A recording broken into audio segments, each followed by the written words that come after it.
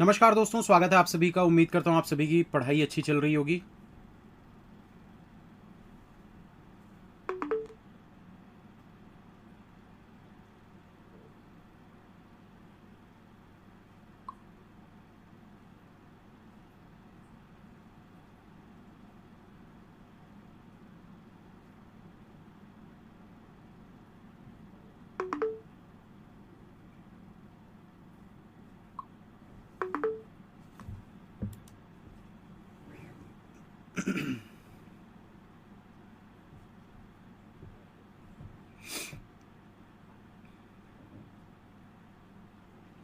Good morning सभी को।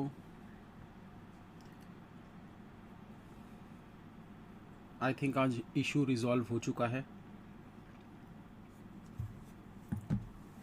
Good morning सभी को।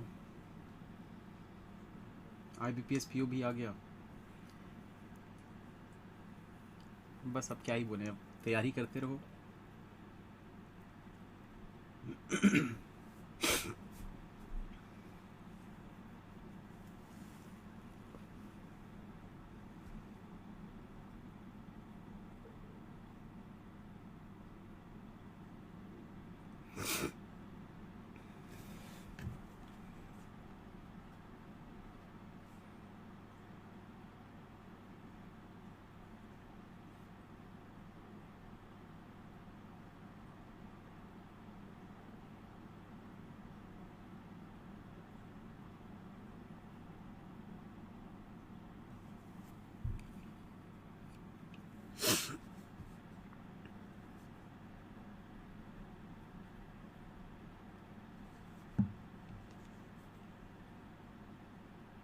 गुस्सा ना किया करो सर, आप आइए।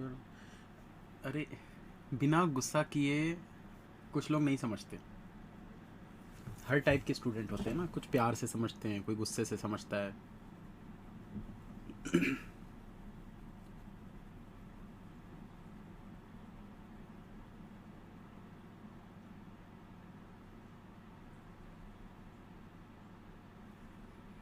मैंने जो सेट दिया है वो विद इन 20 मिनट नहीं हो पाता। किसने बोला है आपको कि विद इन 20 मिनट करना है?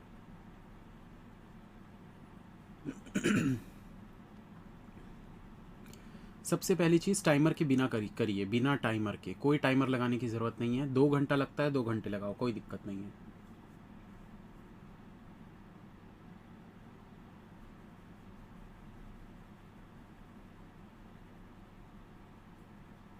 कोई तो समझता ही नहीं है, सही बात है।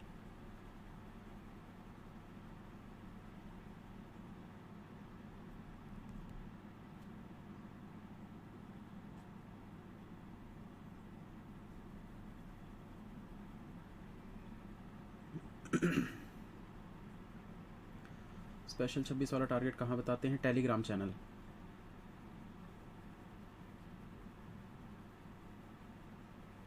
और सेम PDF चाहिए तो टारगेट बैच। वैसे ज़रूरी नहीं है सेम PDF करना, आप कोई सी भी PDF कर सकते हो, वो आपके ऊपर डिपेंड करता है। 6 सेट क्वांट के मैंने कल दिए थे, परसों मैंने 6 सेट रीजनिंग के दिए थे। आज रीजनिंग और क्वांट से हटकर कुछ मिलने वाला है। 4135 वैकेंसीज़ हैं टोटल IBPS PO में, जो कि बहुत अच्छी वैकेंसीज़ हैं। पिछले साल करीब 3500 3000 ऐसे कुछ आ रही थी, 2000 2500 ऐसी वैकेंसीज आ रही थी पिछले 2 सालों से। तो 4135 वैकेंसीज बहुत ज़्यादा है।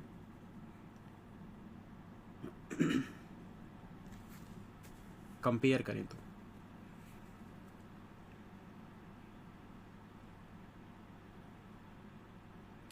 अर्थमेटिक भी करना है। हाँ, जितना हो सके उतना करो। जो नहीं बनता है उसका सॉल्यूशन देखो, या तो किसी से डिस्कस करके करो। सॉल्व करना है आपको, सॉल्व सारे क्वेश्चन करने हैं आपको।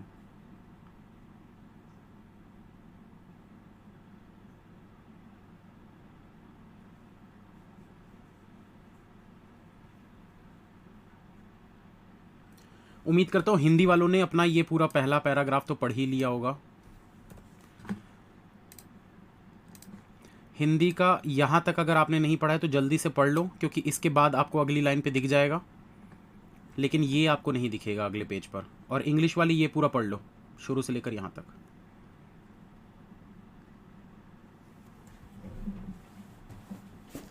सर बैंकिंग क्रॉनिकल पे तो नहीं आता है, क्या बात कर रहे हो, कल ही तो भेजा था।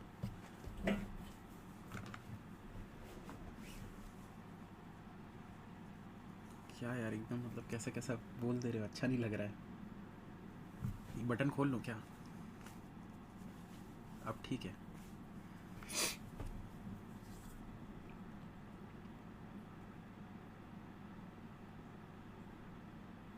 असल में आज मॉक इंटरव्यू लेने वाला हूँ मैं एक का, इस क्लास के बाद। मंडे इतना, इफ सपोज वी कांट, चलो आगे चलो। इंग्लिश वाले क्वेश्चन को पढ़ो जल्दी जल्दी। सर आज टारगेट क्वांट का सेट 2 में क्वाड्रेटिक का सॉल्यूशन तो है बट क्वेश्चन नहीं है, एंड सेट 1 क्वांट का डी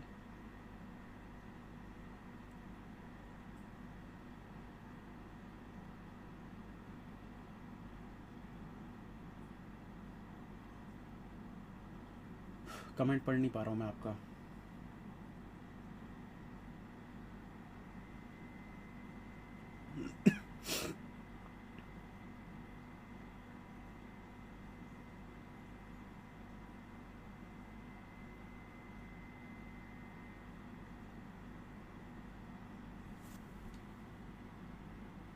अभी फ़िलहाल क्वेश्चन बनाने पर ध्यान दीजिए, क्वेश्चन बन जाएगा उसके बाद बात करेंगे।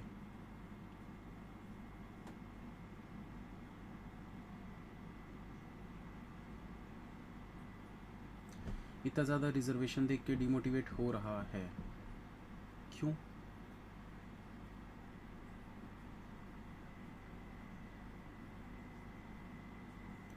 देखो सिंपल सी चीज़ है यार, अपने दिमाग में हमेशा एक चीज़ रखनी चाहिए, I am the best.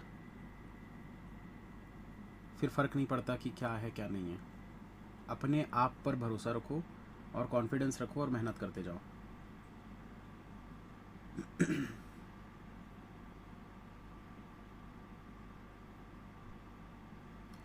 Harminder जी, मैं उन क्वेश्चंस को सॉल्व नहीं किया हूँ, आप वहीं किसी से पूछिए डाउट, उसमें डाउट का सेक्शन रहता है, आप वहाँ पर पूछिए, किसी से कोई ना कोई रिप्लाई करेगा।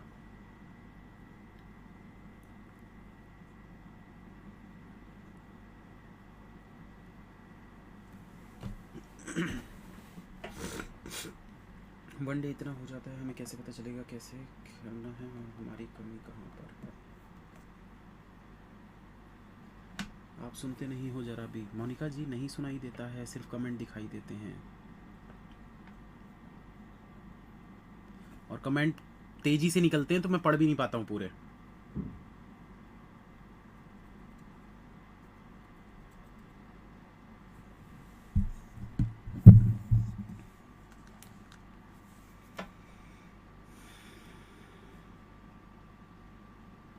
कुंटा का बैच,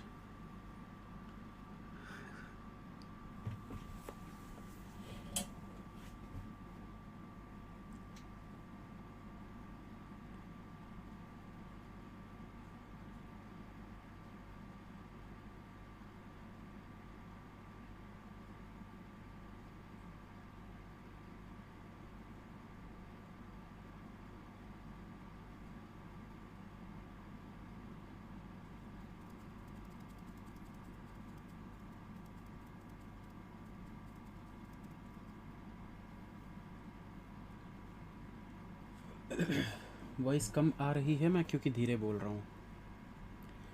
जब मैं ज़ोर से बोलूँगा तो आवाज़ आएगी क्लियर, लेकिन मैं नॉर्मल अभी धीरे धीरे बात कर रहा हूँ क्योंकि काफ़ी सारे लोग क्वेश्चन बनाने पर ध्यान दे रहे हैं, तो आप लोग भी सभी क्वेश्चन बनाने पर ध्यान दीजिए।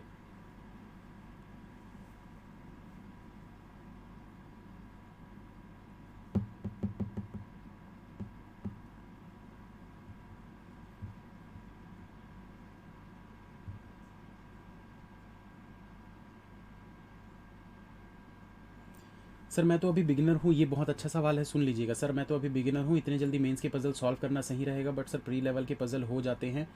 देखो सबसे पहली बात, मैं नाम नहीं देख पाया आपका, देख लेता हूँ, प्रदीप जी, ठीक है, प्रदीप कुमार दुबे। आपने जो सवाल किया ये अक्सर काफ़ी सारे स्टूडेंट्स मुझसे पूछते हैं, और इसके पीछे मैं आपको एक लॉजिक बताता हूँ। जब आप मेंस लेवल के पज़ल बनाते हैं ना, तो आपका प्री बहुत स्ट्रांग हो जाता है। मेंस तो होगा ही होगा, प्री बहुत ज़्यादा स्ट्रांग हो जाता है, क्योंकि जब आप इस टाइप के क्वेश्चन को सॉल्व करने की आदत डालोगे, हो सकता है शुरुआत में आपको दिक्कत आए, सॉल्व ना हो, या हो सकता है इस क्वेश्चन को बनाने में आपको 1 घंटा 2 घंटा लग जाए, पर जब बनने लगेगा तो अंदर से खुद में कॉन्फिडेंस आएगा कि यार मैं मेंस लेवल के पजल सॉल्व कर पा रहा हूँ।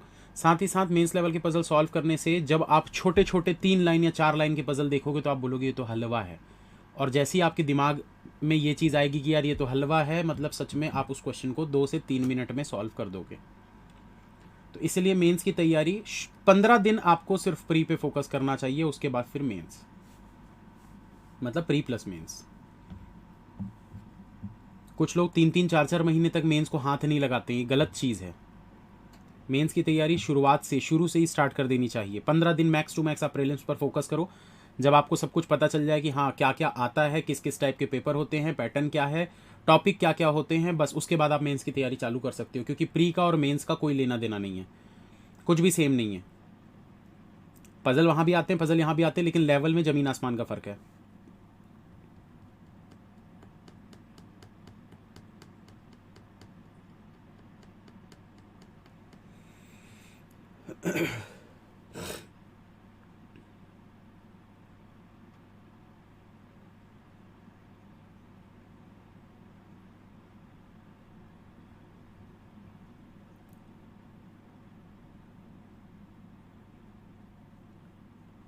हिंदी, चलो हिंदी दिखा देते हैं थोड़ा सा।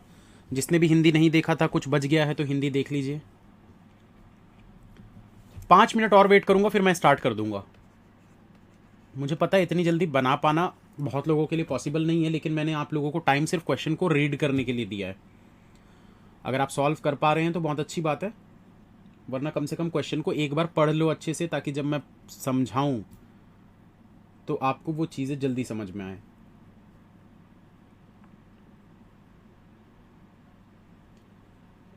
निमी सिंह, सर मैं 2 साल से आपको फॉलो कर रहा हूँ पर मैं मैसेज इग्नोर कर रहे हैं। नहीं, मैं मैसेज किसी का इग्नोर नहीं करता हूँ। आप देखो, एक ही चीज़ बोलूँगा दोस्तों, 100% तरीके से ये टारगेट्स को फॉलो करो जो मैं बता रहा हूँ।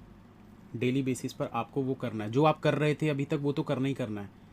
सेल्फ स्टडी जो आप करते हो ना, उस सेल्फ स्टडी को अब अपने तरीके से करना बंद कर दो और मेरे तरीके से करना स्टार्ट कर दो। आप जो भी कर रहे थे, जिस जिस भी तरीके से कर रहे थे, पूरा का पूरा डिटेल मैं आप लोगों को बताऊंगा, लेकिन इस क्वेश्चन को सॉल्व करवाने के बाद। तो अभी प्लीज़ थोड़ी देर आप लोग क्वेश्चन पर ध्यान दीजिए, उसके बाद बात करेंगे, ठीक है? चलिए, 15 दिनों बाद 1000 स्टूडेंट क्रॉस हुए हैं। 15 दिनों से स्टूडेंट्स कम आ रहे थे।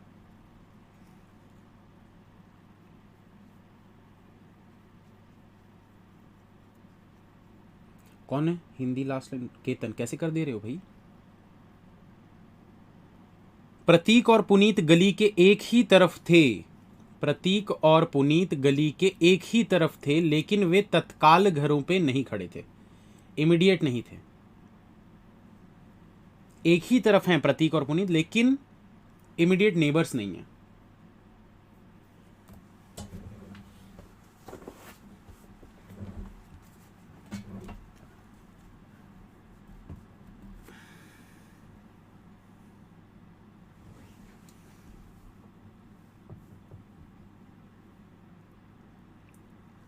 अच्छा क्वेश्चन लग रहा है, देख के तो अच्छा ही लग रहा है, बाकी तो पता चलेगा।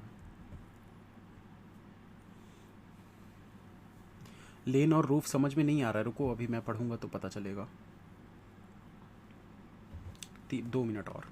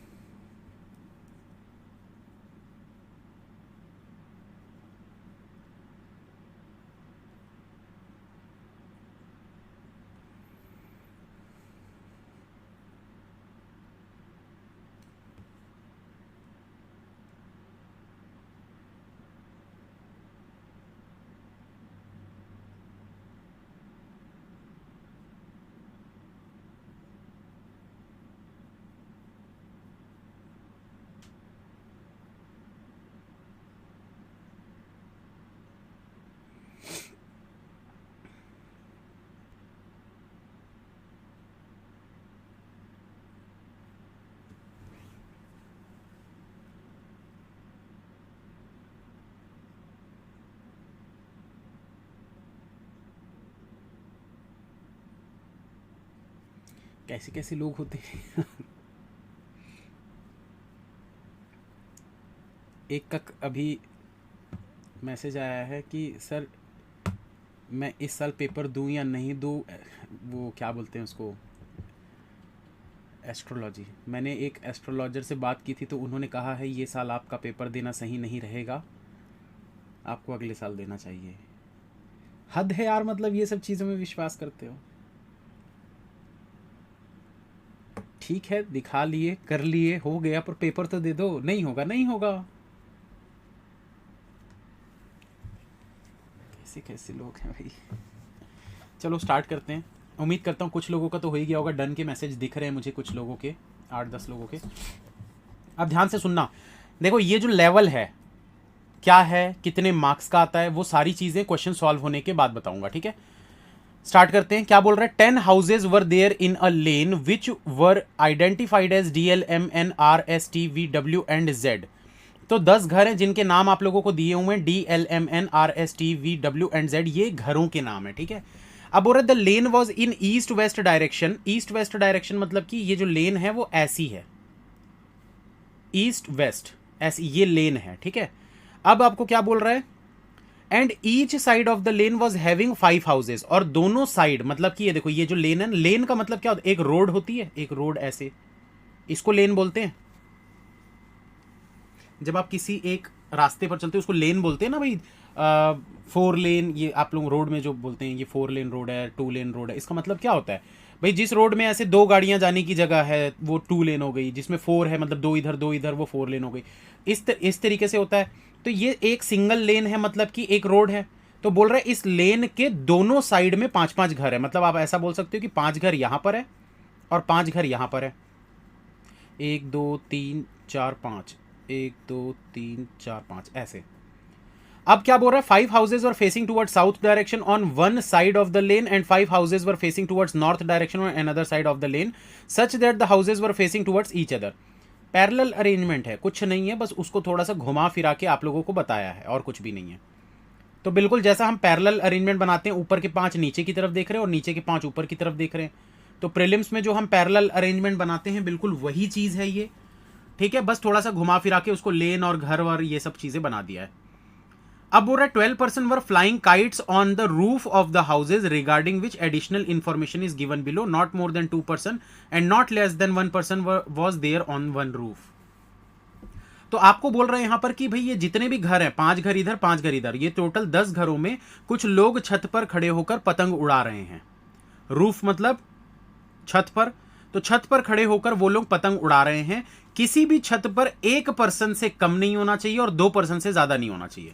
मतलब अगर ये वाली जगह है तो इस जगह पे या तो 1% होगा, या फिर ऐसा भी हो सकता है कि किसी की छत में ऐसे 2 लोग हों, 2 से ज्यादा नहीं हो सकते। तो टोटल नंबर ऑफ पर्सन हमको अभी नहीं पता है कि कितने हैं, हमको नहीं पता। अच्छा सॉरी, पता है, यहां पर 12% दिया है। तो 12% वर फ्लाइंग काइट्स बोला है। अगर 10 घरों की छत पर 12 लोग पतंग उड़ा रहे हैं और बोला है कि एक तो मिनिमम होना ही चाहिए और 2 मैक्सिमम है, तो आप इसी से समझ सकते हो कि भाई ऐसे 2 घर होंगे जहां पर 2-2 लोग होंगे।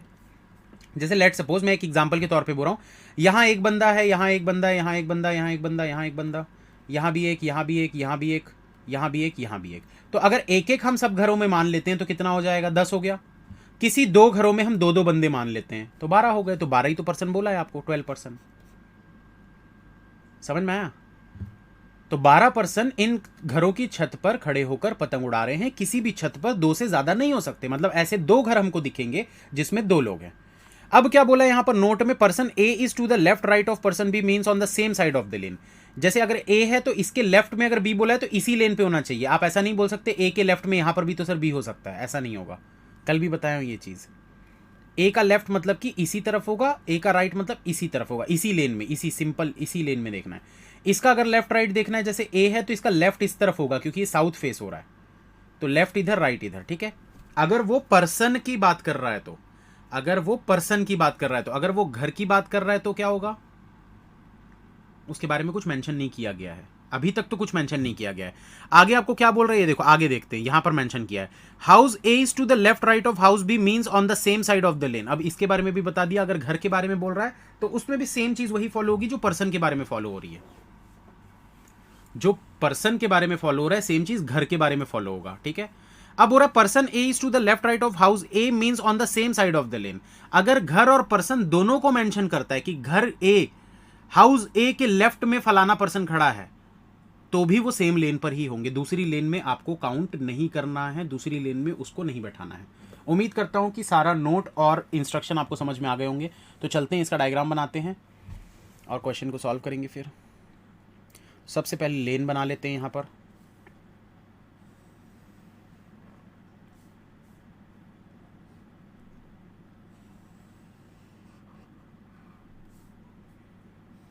अपने हिसाब से बना लो, मैं तो अपने हिसाब से बना रहा हूं, आप अपने हिसाब से बना लीजिए।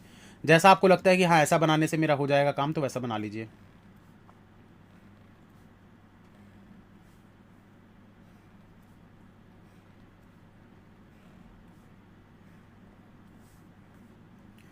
अब क्या बोल रहा है दोस्तों यहां पर देखो, Vijay was on the house which was to the left of house of M. Vijay उस घर में है which was to the left of house of M, वो एम के घर के लेफ्ट साइड में होना चाहिए, ठीक है। आगे बोल रहा है Akash was on house which was at the end facing towards south. तो साउथ की तरफ फेस कर रहा है और एंड पर है, मतलब हम बोल सकते हैं कि आकाश या तो इस वाले पे होगा या तो इस वाले पे होगा, मतलब एंड पे होगा। आकाश एंड पे होगा और इस वाले पूरे लेन के साइड में होगा। आगे क्या बोल रहा है Puneet and Vijay were on house S. Puneet और विजय दोनों के दोनों हाउस एस में हैं। ये दोनों साथ में हैं, पुनीत और विजय, और ये दोनों एस वाले हाउस में होंगे। अब बोल रहा है house N and house T were immediate next to each other. N और टी इमीडिएट नेबर हैं एक दूसरे के। आगे बोल रहा है Rana and Akash were on houses facing each other. Rana और आकाश एक दूसरे को फेस करने वाले साइड में होंगे। तो मतलब हम बोल सकते हैं आकाश अगर यहां है तो इसके जस्ट सामने राणा हो जाएगा। राणा मतलब इस वाले में होना चाहिए, इस वाले साइड में, और ये भी एंड पे ही होगा क्योंकि सेम फेस कर रहे हैं ना भाई। अगर वो एंड पे है तो ये भी एंड पे होगा, मतलब कि जैसे देखो आकाश यहां है तो राणा यहां हो जाएगा, आकाश यहां है तो राणा यहां हो जाएगा। यही चीज बोला है, Rana and Akash were on houses facing each other. Adarsh who was on house T, Adarsh जो कि हाउस टी में है,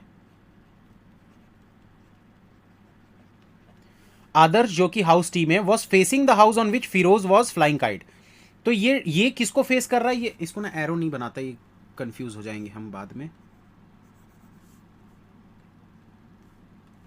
इसको ऐसा लिखते हैं, आदर्श क्या बोला था, Adarsh who was on house T was facing the house, कहां गया, on which Firoz was flying. तो ये ऐसा बना लीजिए इसको, मतलब आदर्श जो कि टी हाउस में रह रहा है उसके सामने फिरोज का घर होना चाहिए। आगे क्या बोल रहा है house W was not having more than one person on it's roof. W में सिर्फ एक ही पर्सन होगा, ओनली एक पर्सन होगा डब्ल्यू के अंदर। Number of person on the side of the lane Arun was flying kite was more than the number of person on the side Ritu was standing. क्या बोल रहा है आपको यहां पर बोल रहा है number of person on the side of the lane Arun was flying kite was more than the number of person on the side Ritu was standing. इसका मतलब कोई बता सकता है क्या, जल्दी बताओ।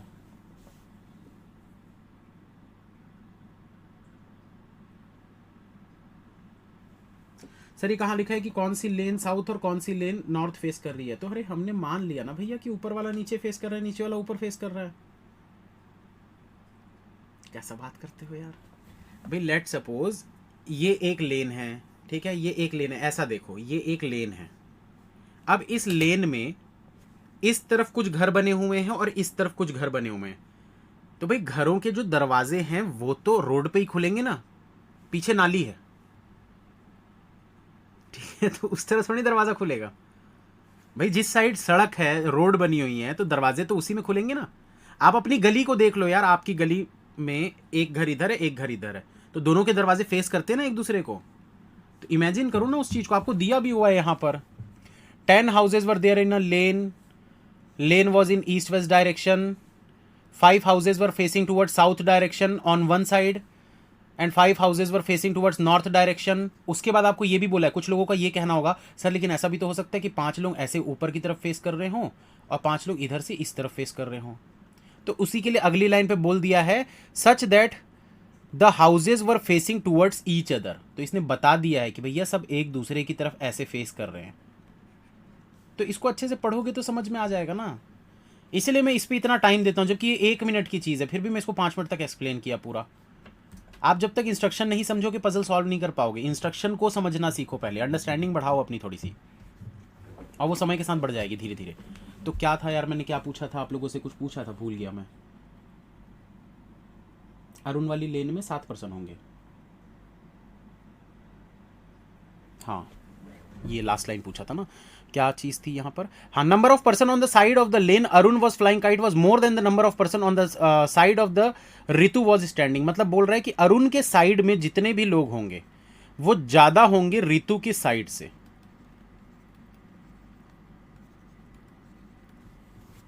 ठीक है, तो टोटल कितने लोग हैं, 12 लोग हैं. 12 में अगर मैं इसमें 6 रख दूं तो इधर भी 6 हो जाएंगे, जो कि पॉसिबल नहीं है. तो 6 से इसमें कम करेंगे तो ये 5 हो जाएगा. 5 तो इधर कितना हो जाएगा, 7, 7, 5, 12. ठीक है, ठीक है, आगे पढ़ो थोड़ा.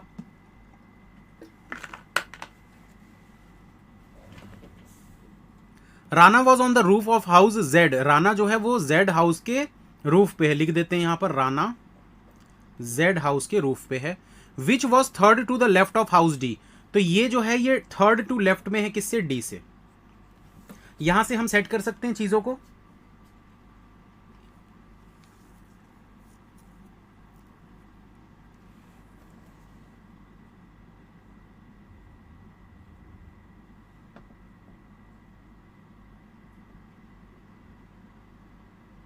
कर सकते हैं कि नहीं कर सकते. देखो भाई इस लाइन को पढ़ो. Rana was on the roof of house Z which was third to left of house D.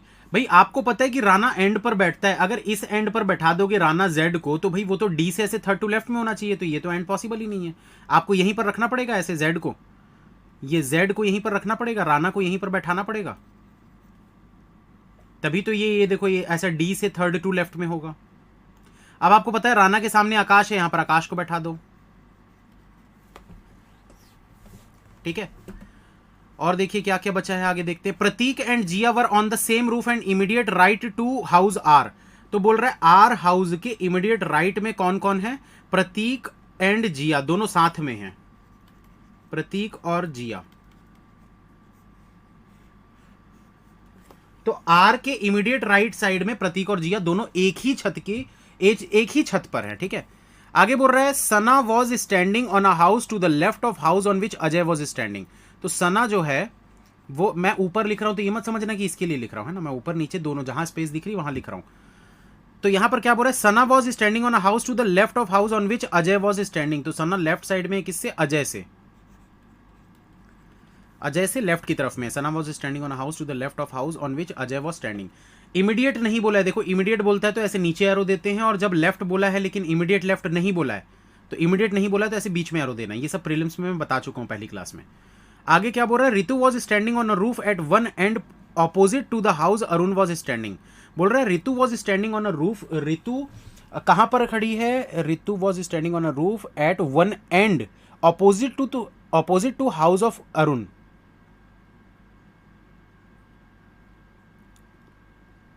ठीक है, तो दोस्तों यहां पर आपको बोला है कि ऋतु अरुण के सामने है और ये दोनों ही एंड पर होंगे. ऋतु जो है वो अरुण के सामने है, ठीक है, और ये दोनों ही एंड पर हैं. तो ऐसे एंड लिख देते हैं, मतलब इसी एंड पर आएंगे, लेकिन कौन ऊपर आएगा कौन नीचे आएगा अभी हमको नहीं पता. ठीक है, ऋतु और अरुण ये दोनों एंड पर हैं तो राइट एंड पर ही होंगे, पर कौन किस वाले ऊपर में आएगा नीचे आएगा हमको वो अभी नहीं पता, तो ये बाद में देखेंगे. ठीक है, आगे चलते हैं. House L and M were at the ends of one side. L और एम जो हैं ये दोनों के दोनों एक साइड में एंड पर होंगे. House L and house M were at the ends on one side of the lane. किसी एक साइड में एल और एम जो हैं वो एंड पर होंगे. तो हमको तो ये पता है भाई कि यहां जेड है, तो इस वाले के तो एंड पर आप एल और एम को ले नहीं सकते क्योंकि ऑलरेडी यहां पर जेड हो चुका है. तो ये तो कंफर्म हो गया कि एल एम में से कोई एक यहां पर होगा, एल एम में से कोई एक यहां पर होगा। ये तो कंफर्म हो गया। अब इस वाली कंडीशन को देख के ये भी फिक्स हो जाएगा कि कहां एल है कहां एम है। कैसे? ये देखो, एम के लेफ्ट में विजय है, तो भाई यहां पर अगर आप एम को रख देते हो तो इसका लेफ्ट इस तरफ होगा, इस तरफ लेफ्ट होगा। इधर तो कोई जगह ही नहीं दिख रही ना, तो एम को तो यहां रख नहीं सकते, यहां पर आपको एल को ही रखना पड़ेगा, यहां पर आपको एम को ही रखना पड़ेगा। उम्मीद करता हूं चीजें समझ में आ गई होंगी। सबसे पहली चीज मैंने क्या बताया कि भाई नीचे तो जेड रखा हुआ है एंड पे, तो एल और एम तो आ ही नहीं सकते। यहां जेड रखा हुआ है तो एल और एम यहां पर आ ही नहीं सकते, तो ऊपर वाले पे ही आएंगे। ये तो कंफर्म हो गया। अब हमको ये पता करना है कि भाई एम कहां पर है, एल कहां पर है। तो देखो, एम के लेफ्ट में एस विजय होना चाहिए, तो यहां पर अगर मैं एम को रख दूंगा तो लेफ्ट साइड में कोई भी जगह नहीं है, इसलिए एम को यहां पर रखेंगे इस पे, और यहां पर रख देंगे एल को।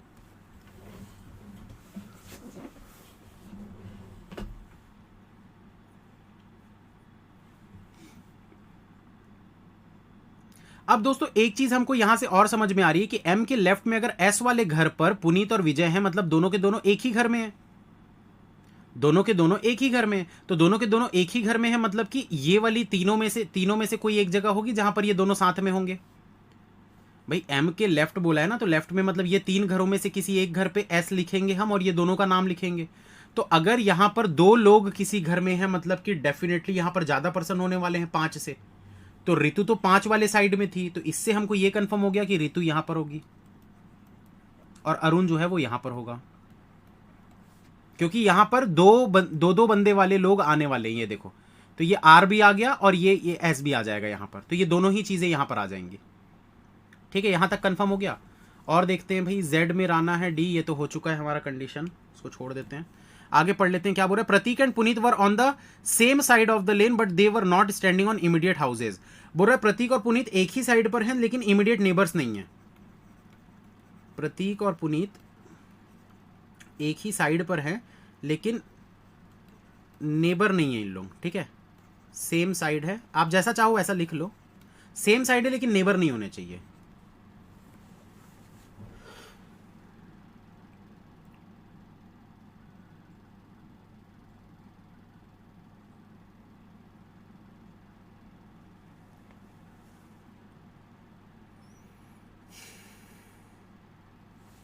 तो हमने ये तो सेट कर दिया, इसको हटा देते हैं। ये चीज भी सेट हो गई, इसको भी हटा देते हैं।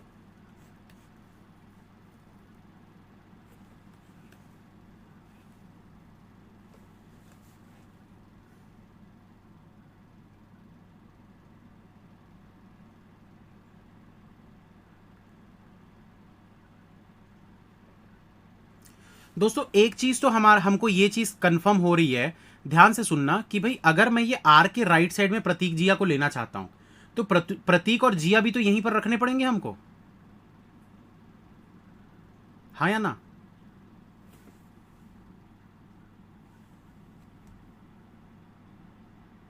करना पड़ेगा भाई। देखो, इसमें भी 2 बंदे हैं आर के जस्ट राइट वाले में, और इसमें भी 2 लोग हैं एस में। तो भाई ज्यादा वाले तो अरुण के साइड में, मतलब वो दोनों के दोनों हमको इसी लेन में चाहिए, यहां पर चाहिए। तो अगर यहां पर हमको चाहिए तो क्या करना पड़ेगा? देखो, आर के राइट में प्रतीक जिया कब रख सकते हो? जब आप आर को यहां रखोगे तो प्रतीक जिया यहां पर हो जाएंगे, आर को यहां रखोगे तो प्रतीक जिया यहां पर हो जाएंगे। हमारे पास 2 पॉसिबिलिटी बन रही है, आर को यहां रखोगे तो प्रतीक और जिया यहां पर हो जाएंगे, आर को यहां रखोगे तो प्रतीक और जिया यहां पर हो जाएंगे। ठीक है, और क्या बच रहा है देखो भाई।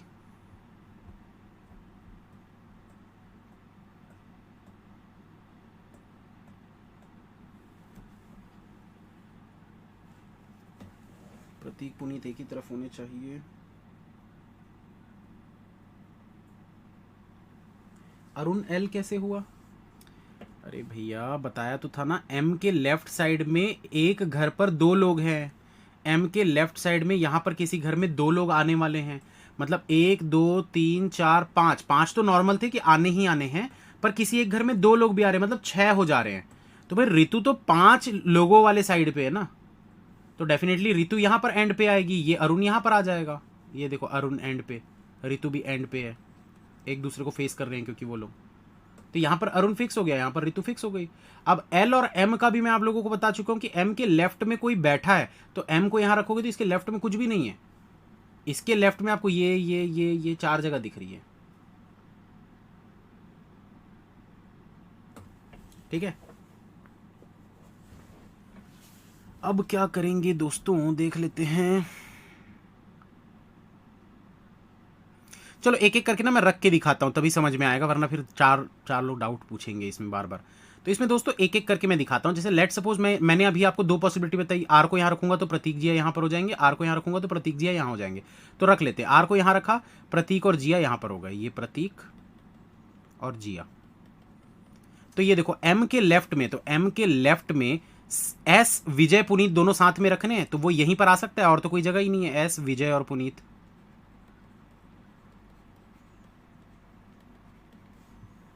होगा। अब देखो पुनीत और प्रतीक एक ही साइड पे हैं, पुनीत और प्रतीक एक ही साइड पर हैं, लेकिन नेबर नहीं है। तो ये देखो पुनीत और प्रतीक ये दोनों तो नेबर हो गए, पुनीत और प्रतीक ये दोनों तो नेबर हो गए, नेबर हो गए मतलब गलत हो गया। तो आर को यहां नहीं ले सकते, आर को यहीं लेना पड़ेगा, खत्म हो गया। की पॉइंट था ये, और कुछ नहीं था। इसको जो समझ गया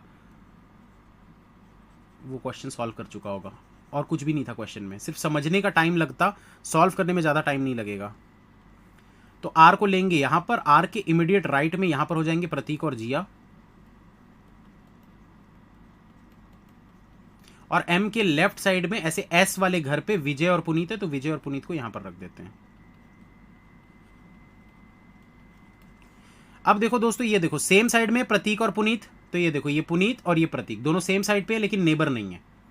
तो ये कंडीशन भी हो गई हमारी, ये कंडीशन भी हो गई, ये कंडीशन भी हो गई। हमको पता है एन और टी हमको साथ में लेना है, तो डेफिनेटली इसी वाली जगह पे आएंगे एन और टी। मैं एन ऑब्लिक टी करके लिख देता हूं, कोई भी कहीं पर भी आए बाद में देखेंगे, वो अभी हमको उसका यूज नहीं है। अरुण वाली साइड में 7 लोग हैं, ऋतु वाली साइड में 5 लोग हैं, ये भी हो चुका है हमारा। ये देखो ऋतु की साइड में एक पर्सन ही आएगा सब यहाँ पर आपका 2 पर्सन यहाँ आ चुके हैं, 2 पर्सन यहाँ आ चुके हैं। अब क्या बचा है दोस्तों आप लोगों के पास, यहाँ पर देखो, ये देखो टी आदर्श, टी को रखने के लिए आपके पास यहां पर सिर्फ यही वाली जगह दिख रही है, पर क्या मैं टी के साथ आदर्श को यहां पर रख सकता हूं? नहीं रख सकता भाई, ऑलरेडी यहां पर 2 पर्सन हो चुके, 2 से ज्यादा नहीं हो सकते। और यहां पर मैं आदर्श को रख नहीं सकता, क्यों नहीं रख सकता? क्योंकि आदर्श टी वाले घर पे है, आर वाले घर पे नहीं है। मतलब इस वाले पूरे रो पर मैं आदर्श को रख ही नहीं सकता, टी को रख ही नहीं सकता। तो अब ये देखो एन और टी में से एक जगह पे आपको टी रखना है, तो दोनों जगह पे चेक करते हैं कहां पर रख सकते हैं। अगर मैं, ध्यान से सुना, अगर मैं टी आदर्श को यहां पर रख दूं तो इसके सामने फिरोज होना चाहिए, बट यहां तो ऑलरेडी 2 लोग हो चुके हैं, तीसरा पर्सन नहीं आ सकता। मतलब डेफिनेटली टी यहां पर आएगा, एन यहां पर आएगा। थोड़ा बड़ा लिख दिया, इसको इरेज कर देता हूं। डेफिनेटली टी यहां पर आएगा, एन यहां पर आएगा, तभी तो टी में आप आदर्श को रखोगे और टी के सामने आप फिरोज को रखोगे ऐसे। ठीक है, अब देखो बचा क्या था, अजय के लेफ्ट साइड में सना होनी चाहिए, तो ये देखो सिर्फ एक ही जगह बची है, अजय के लेफ्ट में सना। तो नाम कौन सा बचा है दोस्तों, एक नाम यहां पर आएगा, एक नाम यहां पर आएगा। डब्ल्यू जो है वो, डब्ल्यू में सिर्फ एक ही बंदा है, तो डब्ल्यू यहां पर तो देखो 2 बंदे दिख रहे हैं, मतलब डब्ल्यू ये हो नहीं सकता, तो डब्ल्यू ये हो जाएगा। एक घर का नाम क्या बच गया, जल्दी से बता दो, एक घर का नाम बता दो क्या बच गया है, क्वेश्चन सॉल्व हो चुका है।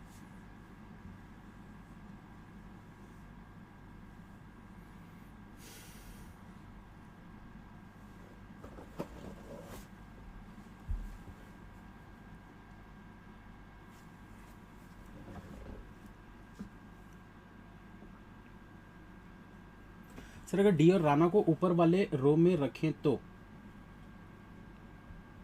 किसको,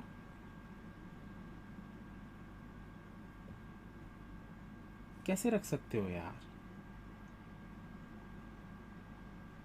वी बचा है, कैसे रख सकते हो? आपको बोला है आकाश इसी वाली रो पे एंड पे है, और आकाश फेस कर रहा है राणा को, तो अगर आकाश को यहां रखोगे तो राणा यहां पर आएगा, आकाश को यहां रखोगे तो राणा यहां पर आएगा। ऊपर वाली रो में तो राणा आ ही नहीं सकता है। कैसे कर देते हो यार, ध्यान नहीं देते हो। स्वाति शॉ कैसे कर दे रहे हो? अरुण ऋतु बता दीजिए, 2 बार तो बता दिया, फिर वही पूछते हो यार। क्या बताना है अरुण और ऋतु में? बोला है अरुण के साइड में जितने भी लोग हैं वो ऋतु के साइड से ज्यादा होने चाहिए। भाई ये देखो अरुण वाले साइड में पूरा काउंट करो कितने लोग हैं, 1 2 3 4 5 6 7, 7 लोग हैं। ऋतु के साइड में 1 2 3 4 5 लोग हैं। आपको बोला था अरुण जो है वो ऋतु से ज्यादा है, भाई अगर 12 लोग हैं टोटल, मैं अगर ऋतु में 6 पर्सन को रखूंगा तो यहाँ भी 6 हो जाएंगे, ये तो बराबर है, हमको तो ज़्यादा चाहिए ना अरुण में। तो क्या करेंगे, इसमें से एक कम कर देते हैं और इधर एक बढ़ा देते हैं, तो 6 की जगह 7। तो यहीं से हमको पता चल गया था कि ऋतु के साइड में 5 होने चाहिए और अरुण के साइड में 7 होने चाहिए। और जब पता चला हमको कि एम के लेफ्ट में कोई एक ऐसा घर है जहां पर 2 लोग रहते हैं, तो जाहिर सी बात है यार, 5 घर में किसी भी एक घर में 2 लोग रहते हैं, तो वहां तो 6 हो गए, मतलब 5 से तो ज़्यादा ही हो गए। ऋतु तो उस लेन में हो नहीं सकती, तो ऋतु यहाँ पर फिक्स हो गई, क्योंकि बोला था कि एंड पे हैं ये दोनों के दोनों, ऋतु और अरुण। सब कुछ मेंशन रहता है, मैं सब कुछ बताता हूं, आप लोग ध्यान नहीं देते हो, इसलिए आपको समझ में नहीं आता है। DZ को ऊपर क्यों नहीं लिया, सुशांत भी अब वही सवाल कर रहा है। हद हो गई यार अब तो। अरे दादा कैसे कर रहे हो भैया, डी के लेफ्ट में 2 छोड़कर Z है जिसमें राणा रहता है, और राणा को फेस करने वाले घर पर आकाश रहता है, और आकाश एंड पर है ऊपर वाली रो के। मतलब या तो आकाश यहां पर होगा या तो आकाश यहां होगा। तो इस यहां पर अगर आकाश को रखोगे तो राणा इस वाली जगह पे होगा, यहां आकाश को रखोगे तो राणा इस वाली जगह पे होगा। ऊपर तो राणा हो ही नहीं सकता ना। क्या ऐसे कर रहे हो यार, रुला दोगे मेरे को। तो आंसर चेक करते हैं अब, और नहीं हो गया, बस हो गया भाई। आंसर चेक करते हैं, MVRSL MVRSL ZNTDW ZNTDW, ठीक है। नीचे वाली रो में राणा, सना, आदर्श, अजय, ऋतु, राणा, सना, आदर्श, अजय, ऋतु, आकाश, प्रतीक, जिया, आकाश, प्रतीक, जिया, फिरोज, विजय, पुनीत, अरुण, फिरोज, पुनीत, विजय, अरुण, ठीक है, सही है एकदम 100% करेक्ट। और बनाना है क्वेश्चन, जल्दी बताओ, क्योंकि PDF बनी हुई नहीं है, मुझे तुरंत बनाना पड़ेगा। फिर एक क्वेश्चन और बनाना है छोटा सा।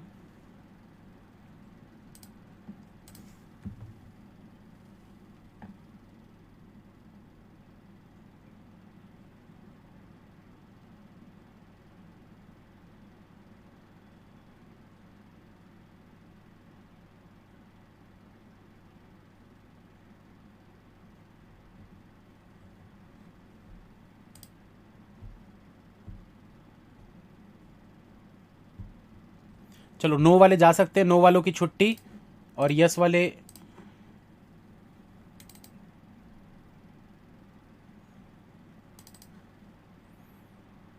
रुकिए, एक पजल और देता हूं।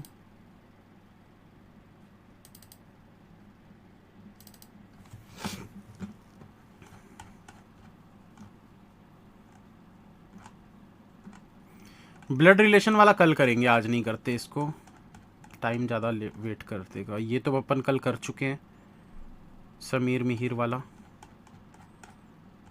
ये भी अपन कल कर चुके हैं। कल की क्लास जिसने नहीं देखी देख लीजिएगा, ये 2 पजल में कल करवाया था, बहुत ही शानदार पजल थे दोनों। चलो ये थोड़ा छोटा सा लग रहा है, एक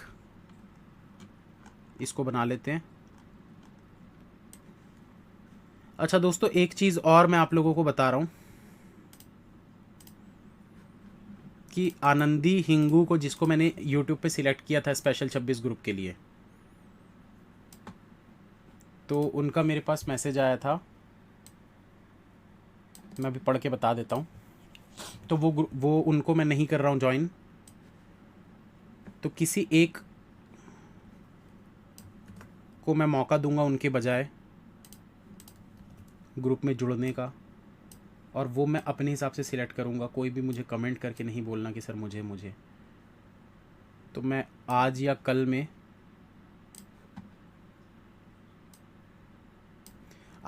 में मैं आप में से किसी एक को, क्लास में से ही किसी भी एक रैंडम, जो आंसर वगैरह देते रहते हैं, जो थोड़े हैं, ऐसा नहीं कि एकदम बैठे हुए हैं बस, ऐसा तो रैंडमली किसी का भी चांस आ सकता है।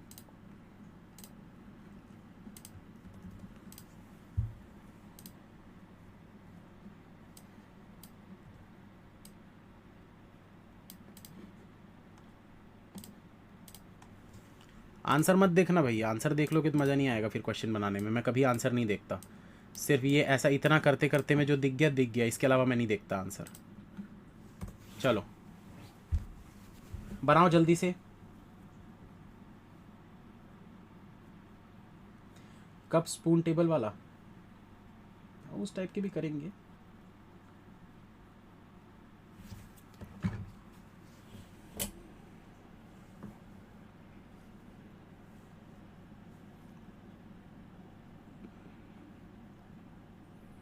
तो उनका मैसेज मैं बता देता हूँ आप लोगों को।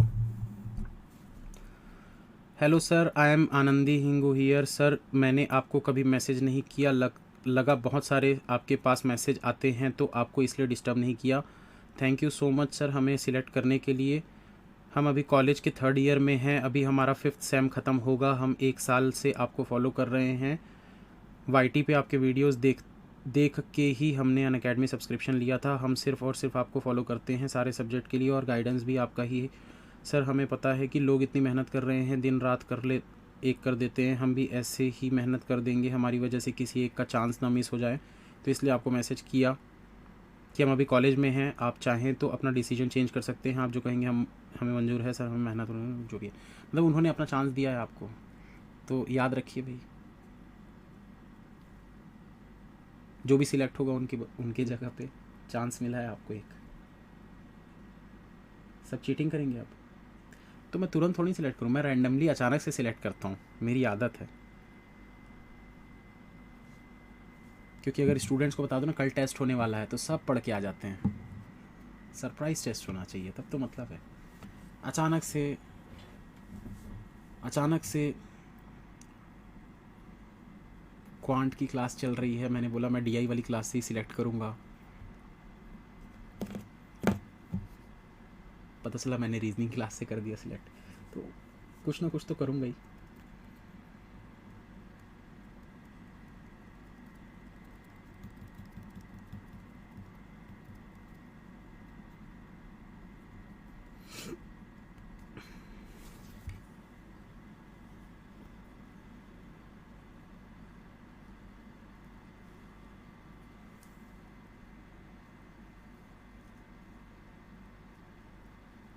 अच्छा, पिछले क्वेश्चन का दोस्तों मैं आपको ना लेवल और मार्क्स बताना भूल गया। तो जो पिछला क्वेश्चन अभी हमने किया है उसका लेवल तो है आईबीपीएस, एसबीआई पीओ।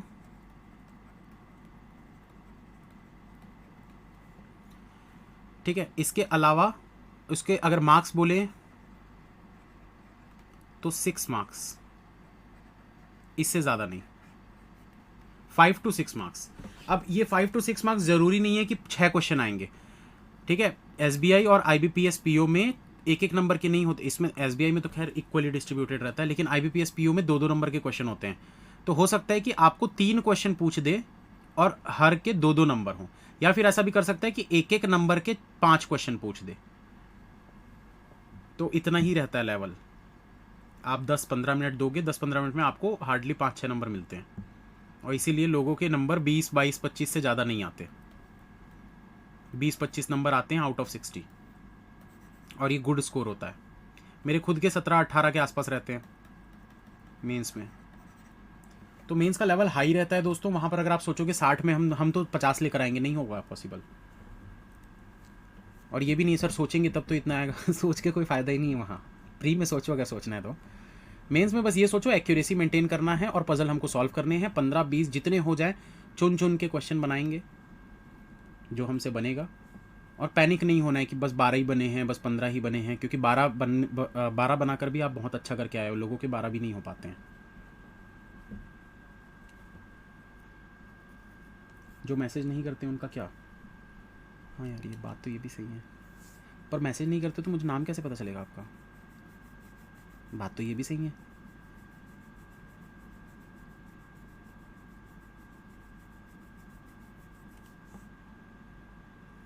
अगर टारगेट बैच के क्वेश्चन नहीं बन रहे हैं तो क्या करो? सीखो। जो चीज़ आपसे नहीं बन रही उस चीज़ को सीख के करो, किसी की हेल्प लो, डिस्कस करो लोगों से, या सॉल्यूशन से समझने की कोशिश करो अगर उसमें सॉल्यूशन दिया है तो।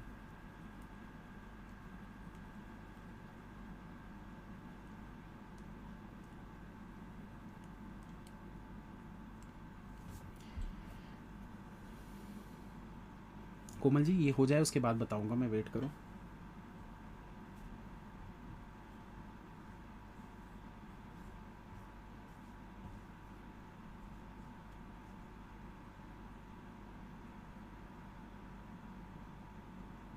आप पढ़ते ही नहीं हैं सर मेरा कमेंट।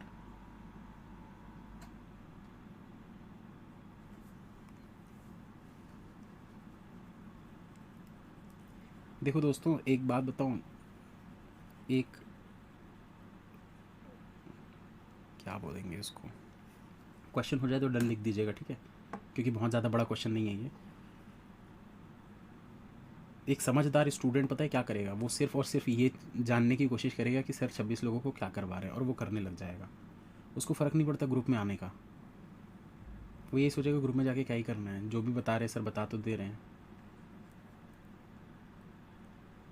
पता चला आप छः दिन वेस्ट कर रहे हो सिर्फ ग्रुप में आने के लिए। 6 दिन में आप कितना कुछ मिस कर जाओगे। पढ़ते हैं फोकस करके, कमेंट नहीं कर पाते, अच्छी बात है पल्लवी जी, मुझे ऐसे ही स्टूडेंट्स चाहिए जो पढ़ाई को ज़्यादा फोकस करें। जो भी मैं बता रहा हूँ सिर्फ उसको फॉलो करो, मेरी गारंटी है भाई। 1 महीना करके देखो, 1 महीने में आपको अगर इम्प्रूवमेंट नहीं दिखा ना, और बहुत बढ़िया इम्प्रूवमेंट नहीं दिखा, सिर्फ जो मैं टारगेट बोल रहा हूँ उनको करो, और जो भी चीज़ें एनालिसिस के लिए मैं बोलूँगा उनको करो। बस 1 महीना अपने हिसाब से पढ़ना छोड़ दो, सिर्फ 1 महीना। अगर मैंने बोला है 6 सेट क्वांट के तो 6 सेट क्वांट के, फिर रीजनिंग आपको नहीं करना है। हाँ, क्लासेस वगैरह आप देख रहे हो उसमें कर रहे हो, वो अलग बात है। सेल्फ स्टडी की बात कर रहा हूँ। फिर ऐसा नहीं कि 6 सेट बनाने के बाद सेल्फ स्टडी में अरे मन कर रहा है चलो एक आध मेंस पजल भी बना लेते हैं, अरे DI भी एक बना लेते हैं, थोड़ा रीजनिंग भी बना लेते हैं। सेल्फ प्रैक्टिस में वो चीज़ मत करो। आपको अगर करना है आप क्लास में चले जाओ, किसी की भी यूट्यूब पे कोई क्लास चल रही है उसको खोल लो, उसमें प्रैक्टिस कर लो जाके। पर जो सेल्फ स्टडी आप जो अकेले बैठ कर रहे हो ना, उसमें आपको सिर्फ वो 6 सेट करने हैं जो मैंने दिया है। जो भी मैं टारगेट दूंगा वो आपको सेल्फ स्टडी के टाइम पे करना है, उसके अलावा सेल्फ स्टडी में कुछ भी नहीं करना है। और इंग्लिश और जीके का जो मैं बताया हूँ सेम वही चीज़, 1 घंटा इंग्लिश और 1 घंटा जीके डेली, वो भी बिफोर 10 बजे के पहले 1 घंटा इंग्लिश 1 घंटा जीके डेली करना है ये आपको। अब चाहे आप वीडियो देखो, चाहे आप किसी की क्लास देखो, जो करना है प्रैक्टिस करना है प्रैक्टिस करो, इंग्लिश के सेट्स बनाने सेट्स बनाओ, लेकिन 1 घंटा। ऐसा नहीं कि आप 4 घंटा इंग्लिश को दे रहे हो, 3 घंटा इंग्लिश को दे रहे हो, नहीं देना है इतना। आप अगर फॉलो करोगे तो आपको 1 महीने में इंप्रूवमेंट दिखेगा, नहीं करोगे तो इंप्रूवमेंट नहीं दिखेगा।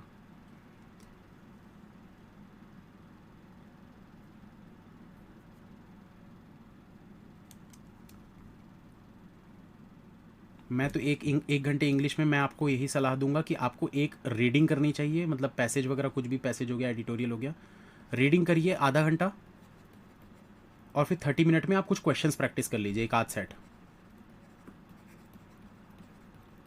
और जीके का जो 1 घंटा मैं बोल रहा हूँ, 1 घंटे में आपको हाफ एन आवर, आधा घंटा आपको मतलब जो डेली करंट अफेयर्स होते हैं वो करना चाहिए, और 30 मिनट में आपको पिछला रिवाइज करना चाहिए। चलो लास्ट लाइन बताएं। ललित स्टेबल कहां गया? Mohit was sitting to the right of Ankit facing towards Karan. Mohit was sitting to the right of Ankit facing towards Karan. Lalit stable was to the west of Jeet stable. Lalit का टेबल जो है वो वेस्ट की तरफ में है जीत के टेबल से। चलो स्टार्ट करते हैं दोस्तों।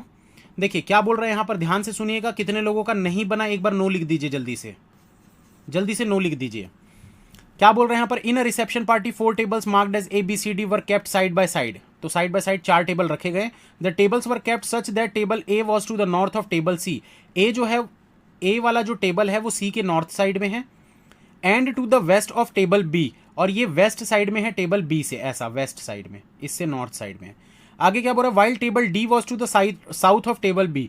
तो इसके साउथ की तरफ में D वाला टेबल रखा गया है। मतलब शादी पार्टी में जाते हैं तो हॉल वगैरह, जैसे आप किसी जाते हो, रिसेप्शन हो रहा है किसी का या कुछ भी है, तो उसमें ऐसे कुछ टेबल्स रखे होते हैं जिसके इधर इधर चेयर रहती है। मम्मी, चाची, मामी, मौसी, आंटी सब बैठ के यहाँ पर इधर उधर की बातें कर रहे होते हैं। तो उसी टाइप का है, इमेजिन करो। जितना इमेजिन करोगे, रीजनिंग पूरा इमेजिनेशन का खेल है। तो ये 4 टेबल हैं ABCD, ठीक है। तो इसके अगल बगल कुछ लोग बैठे हुए हैं यहाँ पर। On each table 4 person were sitting on each side with 2 of them facing towards north and 2 of them facing towards south such that the person were facing towards each other. तो यहाँ 4 लोग ऐसे नहीं बैठे हैं। वो क्या बोल रहा है इसमें थोड़ा सा अरेंजमेंट चेंज कर दिया है। इसमें ऐसा बोल रहा है कि 2 लोग साउथ की तरफ देख रहे हैं, मतलब ऐसा, और 2 लोग नॉर्थ की तरफ देख रहे हैं, मतलब ऐसा। ये इधर भी ऐसा ही होगा, ये 2 लोग ऐसा 2 लोग ऐसा, मतलब इस साइड में कोई भी नहीं है। ऐसा मान के चलो कि यहाँ पर ऐसे खाने के टेबल लगे हैं, तो यहाँ पर कोई बैठ नहीं सकता। ठीक है, बैठे बैठे ऐसे टेबल से ऐसे उठाओ और खाओ। इधर भी टेबल, इमेजिन करो, इधर भी टेबल लगा, इधर भी टेबल लगा, तो यहाँ पर कोई बैठ नहीं सकता है। तो इसीलिए बैठने के लिए सिर्फ यही वाली 2 जगह है, ये वाली 2 और ये वाली 2। इसमें भी ये वाली 2 और ये वाली 2। तो नीचे वाले ऐसे नॉर्थ की तरफ देख रहे हैं, ये वाले साउथ की तरफ देख रहे हैं। तो उम्मीद करता हूँ समझ में आया होगा कि डायग्राम कैसा बनाना है आपको। अब क्या बोल रहे हैं, नोट में दिया हुआ है, if person 1 is sitting behind 2 then person 1 was on the table which is to the north south of the table of person 2 exactly behind north south. इसको अगले इसमें देखते हैं यहाँ पर। ठीक है, सबसे पहले तो मैं यहाँ पर टेबल बना लेता हूँ, तो आप लोग भी इसको टेबल को ड्रॉ कर लीजिए। कुछ लोग पूछेंगे सर ये थ्रेड से बन सकता है, लेकिन कंफ्यूजन बहुत ज़्यादा होगा, इसलिए मत बनाना, क्योंकि ये ऐसे ही बहुत ज़्यादा सिंपल हो जाएगा। इसको अगर आप थ्रेड में बनाने के लिए जाओगे ना, 4 टेबल हैं, तो आपको 4 थ्रेड बनाने पड़ेंगे, जो कि बहुत ज़्यादा कंफ्यूजिंग हो जाएगा, मत करना वैसा। ठीक है, अब देखो यहाँ पर ये हो गया, यहाँ पर 2 लोग बैठे हैं ऐसा, यहाँ 2 लोग बैठे हैं।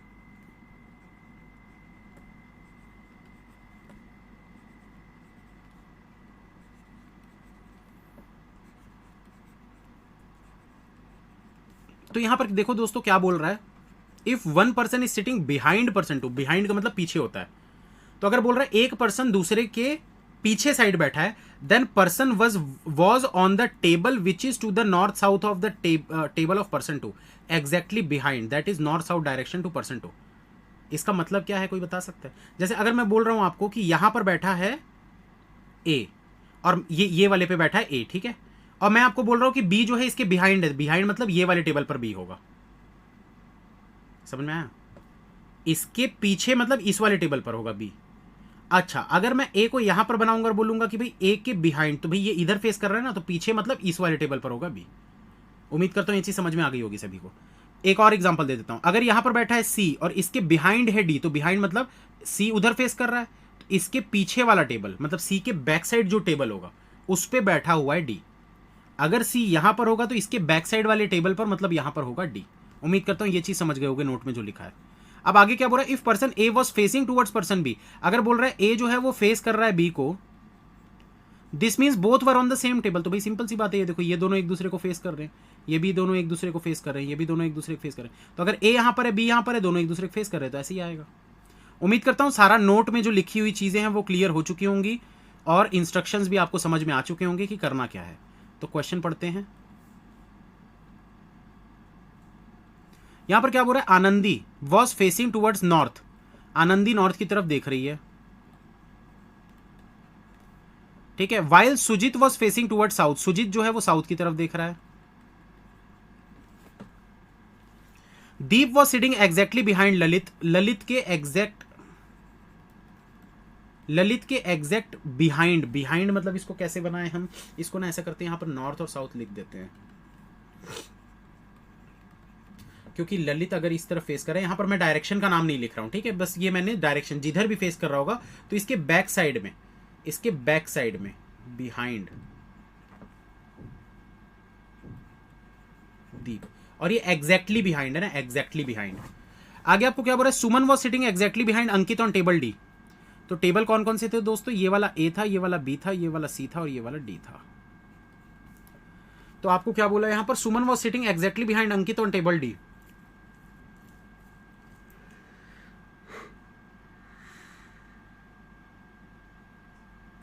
Suman was sitting exactly behind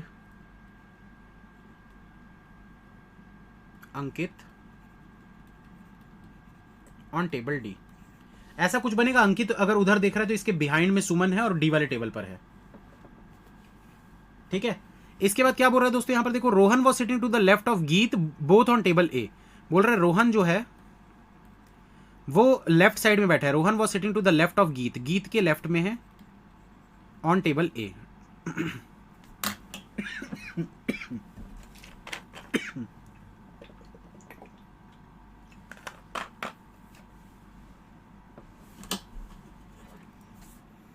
आगे क्या बोल रहा है, Alia was facing towards Alia was facing north, Alia जो है वो नॉर्थ फेस कर रही है।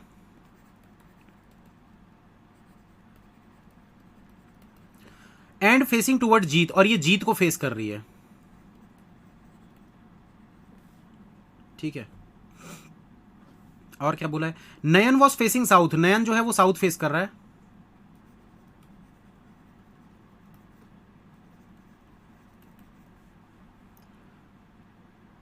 Nayan was facing south and facing towards Hari, और ये हरी की तरफ फेस कर रहा है।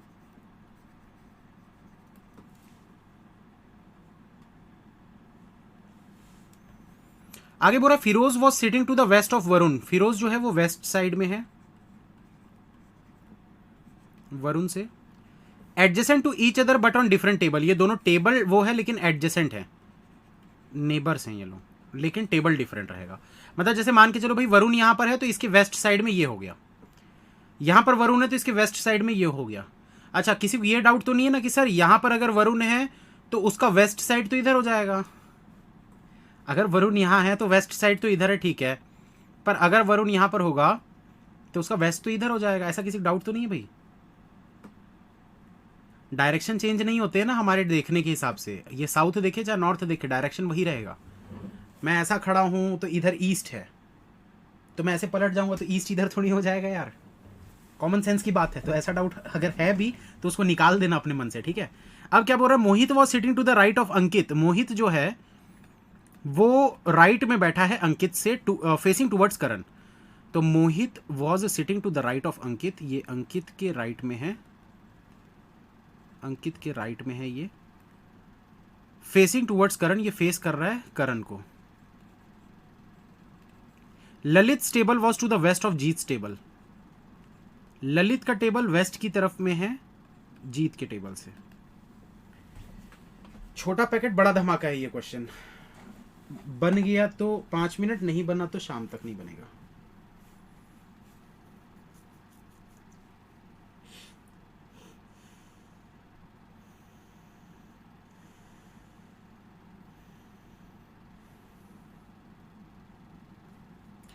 देखो दोस्तों, एक चीज तो हमको पता चल गई यहां पर, इससे बनेगा, ये की पॉइंट इसका बता रहा हूं आप लोगों को, शायद मेरे हिसाब से इससे बनना चाहिए ये वाली कंडीशन से। आपको पता है कि डी वाले टेबल पर सुमन नीचे की तरफ देख रही है, अंकित ऊपर की तरफ देख रहा है, ठीक है। तो हम ऐसा बोल सकते हैं कि अगर मैं यहां पर, ध्यान से सुनना, अगर मैं यहां पर रखता हूं सुमन को और यहां पर रखता हूं अंकित को, तो अब देखो अंकित के राइट में मोहित रखने के लिए कोई जगह ही नहीं है, तो सुमन तो यहां आ ही नहीं सकती, पॉसिबल ही नहीं है। हाँ या ना, जल्दी बताओ।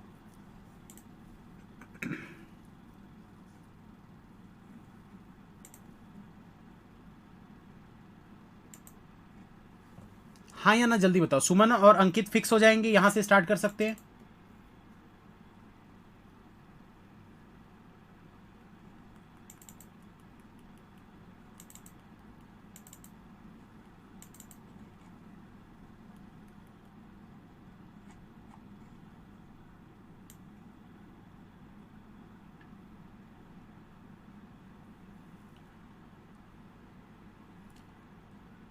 कुछ और भी तो कर सकते हैं।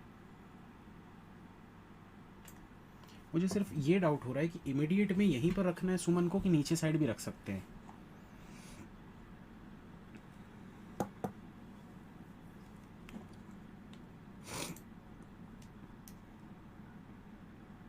चलो की पॉइंट तो है, बना के देखते हैं, शायद सॉल्व हो जाए।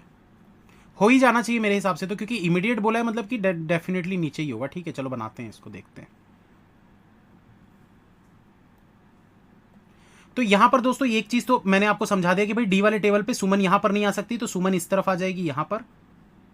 ठीक है, थोड़ा बड़ा बड़ा करके आप लोग लिख लेना इसको, है ना। सुमन के ऊपर यहां पर अंकित आ गया, तो ये कंडीशन हमारी हो गई। अब हमको क्या बताया, अंकित के राइट में मोहित है, तो ये मोहित हो गया। और मोहित किसकी तरफ फेस कर रहा है, करण की तरफ फेस कर रहा है, तो करण यहां पर हो जाएगा। ये भी हो गया सॉल्व। और क्या दिया हुआ है देखो भाई,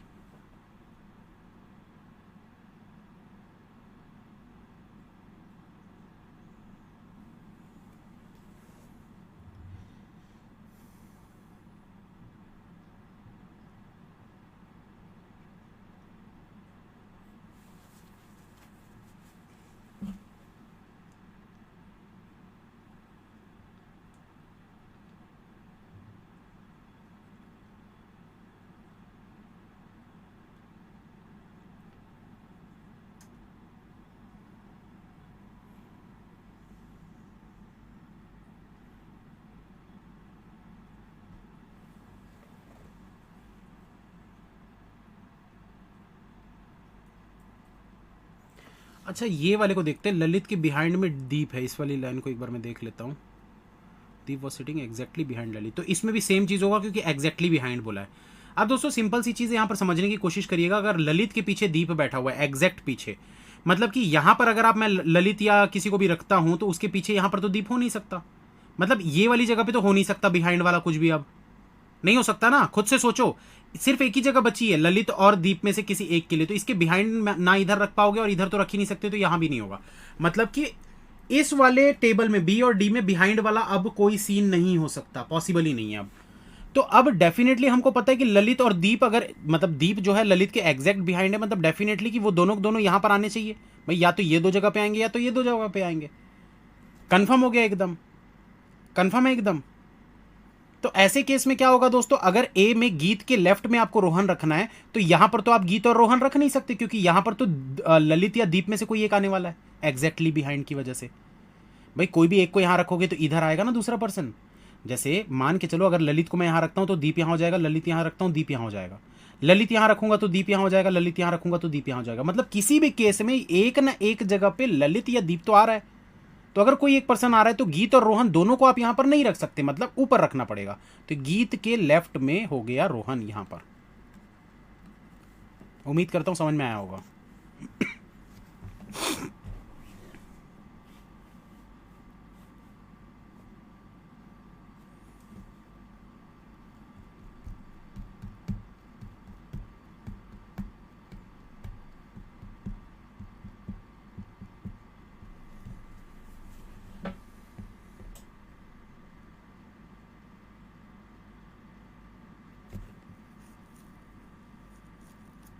अब देखो दोस्तों ये वाली एक कंडीशन हमको दिख रही है, फिरोज और वरुण जो है वो नेबर्स हैं लेकिन अलग अलग टेबल पर बैठे हैं। मतलब अलग अलग टेबल पर बैठे तो नेबर कब हो सकते हैं भाई, देखो ये वाली जगह पे हो सकते थे पर एक में रोहन आ चुका है तो इस पे तो हो नहीं सकते। इन दो जगह पे हो सकते थे पर एक जगह पे अंकित आ चुका है, इन दोनों पे तो हो नहीं सकते। इन दोनों जगह पे हो सकते थे लेकिन एक जगह पे यहां पर सुमन आ चुकी है तो इस पे भी हो नहीं सकते। मतलब डेफिनेटली सिर्फ ये वाली जगह और ये वाली जगह पे ही फिरोज और वरुण होंगे, तभी वो नेबर होंगे अलग अलग टेबल पे। हो गया यहां से सेट। अब कौन कहां आएगा वो तो बात की बात है। तो अभी फिलहाल के लिए आप फिरोज वरुण को यहां पर रख सकते हो, फिरोज और वरुण, फिरोज वरुण मैं एक बार देख लेता हूं। Firoz was sitting to the west, हाँ वेस्ट की तरफ बैठा है, हो गया भाई, वरुण यहां पर सेट है और फिरोज यहां पर सेट है। आया समझ में? और कोई जगह ही नहीं थी जहां पर आप इसको सेट कर सको।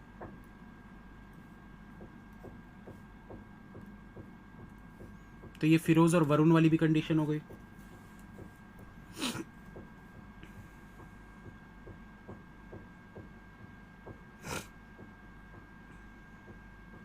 अब देखो दोस्तों यहां पर क्या बोला, जीत के लेफ्ट में ललित होना चाहिए।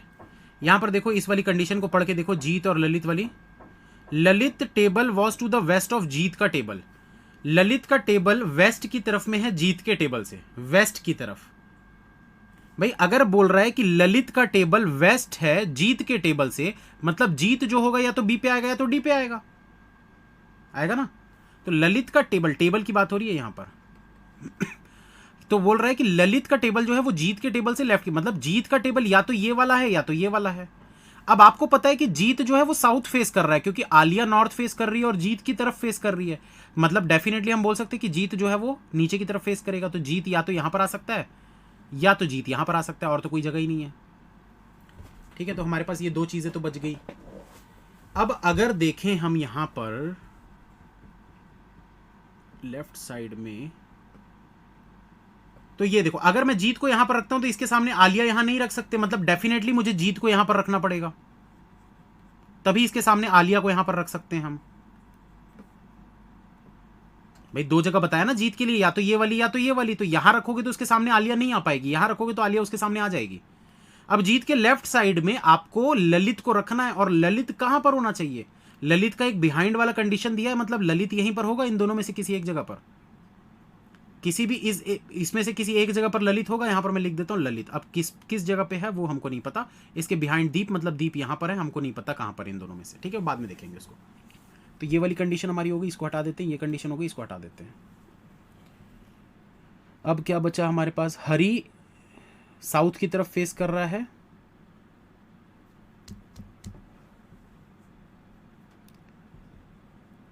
नहीं, Nayan was facing south and facing towards Hari, ठीक है। नयन साउथ की तरफ फेस कर रहा है और हरी की तरफ फेस कर रहा है। तो नयन अगर साउथ की तरफ फेस कर रहा है तो देखो, अगर नयन को यहां पर रखता हूं, साउथ फेसिंग देखना है, ये दोनों साउथ फेसिंग फुल हो चुके हैं। यहां अगर मैं नयन को रखता हूं साउथ फेसिंग में तो इसके सामने हरी नहीं आ पाएगा। ये दोनों साउथ फेसिंग फुल हो चुके हैं। ये वाले साउथ फेसिंग दो बच्चे हैं, लास्ट इन्हीं में से किसी एक जगह पर आएगा। अगर दोस्तों मैं यहां पर नयन को लेता हूं तो उसके सामने हरी नहीं रख पाओगे, मतलब नयन को यहां रखना पड़ेगा इस वाली जगह पे, तो डेफिनेटली यहां पर ललित आ जाएगा, तो इसके पीछे दीप यहां पर आ जाएगा, हो गया सेट। साउथ फेसिंग सिर्फ हमारे पास 4 ही जगह दिख रही थी हमको, टोटल 2-2 के पेयर 4 जगह दिख रहे थे। ये दोनों फुल है, ये दोनों फुल है, ये दोनों में यहां पर आप रख नहीं सकते, ये दोनों में यहीं पर आएगा ललित और यहां पर आएगा नयन, और कहीं नहीं आ सकता। तो नयन के सामने हरी यहां पर आ जाएगा। अब क्या बच गया दोस्तों, देखो जीत ललित वाली कंडीशन हो चुकी, ये कंडीशन हो चुकी। सुजीत साउथ की तरफ फेस कर रहा है, तो साउथ फेसिंग में सिर्फ और सिर्फ एक ही जगह बची है, ये वाली, सुजीत को यहां पर रख दो। आनंदी नॉर्थ की तरफ फेस कर रही है, तो नॉर्थ वाली एक ही जगह बची, यहां पर आनंदी को रख दो, हो गया क्वेश्चन सॉल्व। छोटा पैकेट बड़ा धमाका इसको बोलते हैं। देख के ज्यादातर स्टूडेंट्स एग्जाम में इस टाइप का क्वेश्चन को ना देख के उठा लेते हैं, ये छोटा सा दिख रहा है, चलो इसको पहले बना लेते हैं, और वो छोटी सी गलती उनके 15 मिनट बर्बाद कर देती है। वैसे इजी था, कुछ नहीं था, अगर आपकी अंडरस्टैंडिंग अच्छी है तो आप बहुत इजीली इस क्वेश्चन को बना लोगे, क्योंकि एक के बाद एक चीजें फिक्स हो रही है, बस आपको कनेक्ट करना आना चाहिए कि कहां से कहां कनेक्ट कर सकते हैं और चेक कैसे करना है। तो यहां पर देखते हैं दोस्तों इसका आंसर एक बार, गीत और रोहन, ठीक है, फिर आनंदी और दीप, ठीक है, ए वाला तो हो गया। बी वाले में देखते हैं सुजित करण अंकित मोहित, सुजित करण अंकित मोहित, ठीक है। सी वाले में देखो नयन ललित हरी फिरोज, नयन ललित हरी फिरोज, ये भी ठीक है। डी वाले में देखो सुमन जीत वरुण आलिया, सुमन जीत वरुण आलिया, ठीक है, बिल्कुल सही है।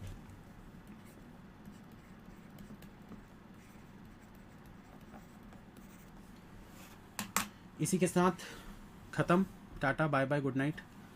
एक बार और वो चीज़ें बता देता हूँ मैं आप लोगों को दोस्तों कि मैं क्या करवा क्या रहा हूँ 26 वाले टारगेट बैच में, ताकि आप लोग उस चीज़ को फॉलो कर सको अच्छे से, क्योंकि सिर्फ क्वेश्चन बनाने से मतलब नहीं होता है। जैसे कि आप लोग खुद सोच रहे होगे कि अरे सर आप तो 6 PDF बोल दे रहे हो कि बना लो, पर क्या सिर्फ 6 PDF सॉल्व कर करके सिलेक्शन हो जाएगा, क्योंकि आप भी करते थे वो चीज़ें।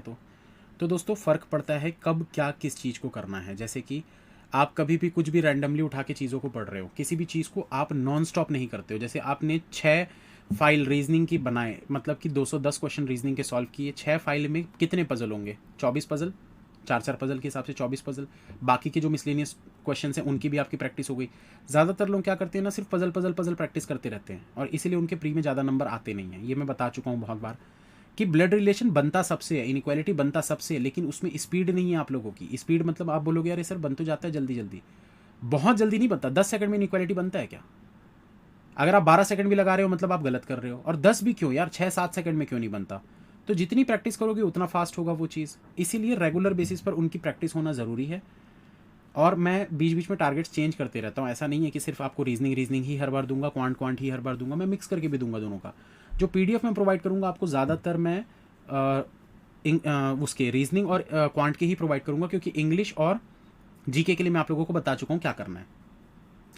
इसके अलावा दोस्तों जीके के लिए, जीके में काफ़ी लोग बोलते हैं कि नंबर नहीं आते सर, हम बहुत पढ़ के जाते हैं फिर भी नंबर नहीं आते हैं, तो उसके ऊपर मैं एक वीडियो लेकर आऊँगा यूट्यूब पर बहुत जल्द। अर्थमेटिक भी बनाना है, सब बनाना है, कुछ नहीं छोड़ना है उसमें। 6 सेट, मतलब कि 6 सेट में पूरे 35 क्वेश्चन के 6 सेट, यानी 210 क्वेश्चन। एक भी क्वेश्चन नहीं छूटना चाहिए। जो छूट गया भले वो कल बनाओ, लेकिन बनाओ उसको ज़रूर, छोड़ना नहीं। उसको नोट करके रख लो कहीं पर कि ये नहीं बना था, किसी से पूछो, बनाओ, बनाना जरूरी है। हाँ, अगर कोई टॉपिक आप नहीं करते हैं, जैसे मान लो मेंस्ट्रुएशन, मैंने छोड़ दिया पूरा कि मैं मेंस्ट्रुएशन करूंगा ही नहीं, तो छोड़ दो उसको। जो आपने पहले ही सोच लिया ना कि ये मैं करूंगा ही नहीं, तो उसको छोड़ दो। जैसे आपने मान लो सोच के रखा है प्रोबेबिलिटी तो मुझे करना ही नहीं है, तो उसको छोड़ दो। अब आप हर चीज़ को नहीं छोड़ सकते, मैं ये भी नहीं करूंगा, मैं ये भी नहीं करूंगा, मैं ये भी नहीं करूंगा, मैं ये भी नहीं करूंगा, ये भी नहीं करूंगा, ये भी नहीं, ऐसे नहीं कर सकते आप। कुछ ना कुछ तो आपको करना पड़ेगा, सारी चीज़ें छोड़ नहीं सकते आप, ठीक है। और एग्जाम में चाहे छोड़ो तो छोड़ो, घर पे तो बनाओ एटलीस्ट। दूसरी चीज़, इसके अलावा मैं क्या किया हूं, अभी मैं कल की ही बात आप लोगों को बता देता हूं। कल मैंने सभी को बोला था मॉक देने के लिए, मॉक टेस्ट देने के लिए मैंने सबको बोला था। और मॉक टेस्ट देने के बाद मैंने उनसे कुछ चीज़ें डिटेल मांगी थी। डिटेल मतलब कि डेट, और मैंने उसके बाद उनको मना किया है कि 1 वीक तक मॉक नहीं देना है।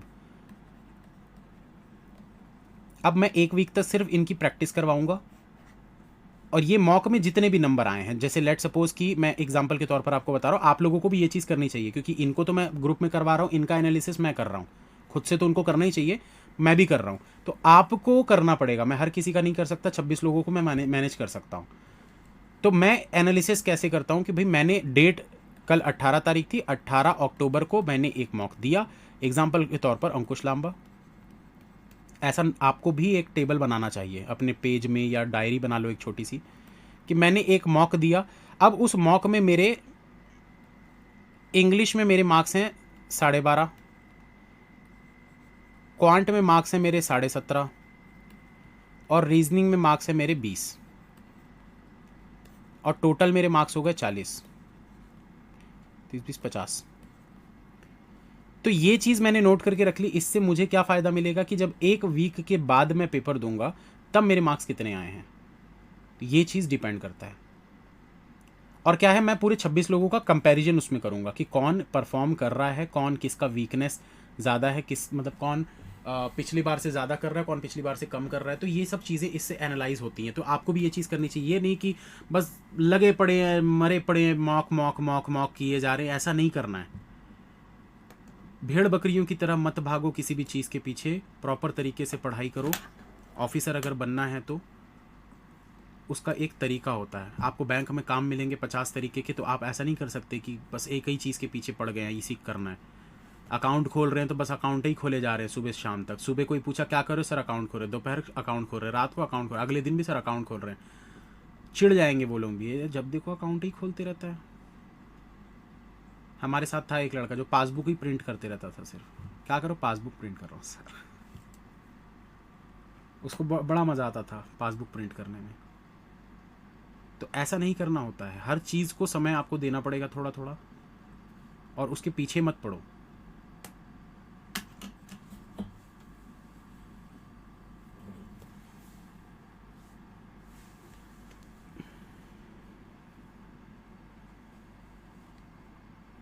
खत्म करें?